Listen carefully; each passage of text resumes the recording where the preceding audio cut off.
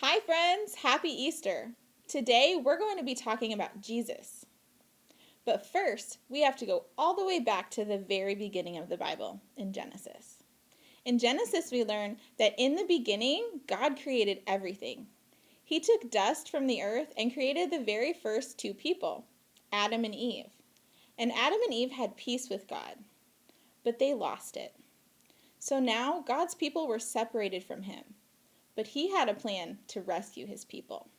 God sent Jesus to bring peace once and for all. Jesus lived a perfect life, but he gave his life to pay for the mistakes of everyone in the world, to pay for every sin. Let's open our Bibles to John chapter 20 and read just what happened. Early on the first day of the week, Mary Magdalene went to the tomb. It was still dark. She saw that the stone had been moved away from the entrance. So she ran to Simon Peter and another disciple, the one Jesus loved. She said, They have taken the Lord out of the tomb. We don't know where they have put him." So Peter and the other disciple started out for the tomb. Both of them were running. The other disciple ran faster than Peter. He reached the tomb first. He bent over and looked in at the strips of linen lying there, but he did not go in. Then Simon Peter came along behind him. He went straight into the tomb. He saw the strips of linen lying there. He also saw the funeral cloth that had been wrapped around Jesus' head. The cloth was still lying in its place. It was separated from the linen. The disciple who had reached the tomb first also went inside. He saw and believed. They still did not understand from Scripture that Jesus had to rise from the dead. Then the disciples went to where they were staying. But Mary stood outside the tomb crying. As she cried, she bent over to look into the tomb. She saw two angels dressed in white. They were seated where Jesus' body had been. One of them was where Jesus' head had been laid.